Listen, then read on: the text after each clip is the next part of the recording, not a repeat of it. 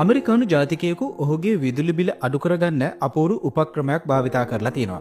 ඒ ඔහු වහලේ සිදුරක් කපා එහි වීදුරු ගෝලයක් සවි කිරීමෙන් මේ ගෝලයට පුළුවන් සෑම කෝණයකින්ම ආලෝකය ග්‍රහණය කරලා එය නාභිගත කිරීමෙන් ආලෝකය එක් තැනකට සපයන්න. එම ගෝලයට සම්බන්ධ කර ඇති ආලෝක පයිප්පේ ඇතුළත 99.7ක කාර්යක්ෂමතාවයකින් යුත් සුපිරි පරාවර්තක ලෝහ තට්ටුවකින් ආලේප කර තිබෙනවා.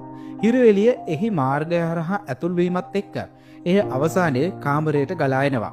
පයිප්පේ අවසානයේ ආලෝකය විසරණය වෙනවා. එය නාභිගත කළ ආලෝකය විහිදුවන නිසා මුළු කාමරයම ඒකාකාරව ආලෝකමත් වෙනවා. නමුත් රාත්‍රියේදී මෙයට තියෙන පිළියම මොකක්ද?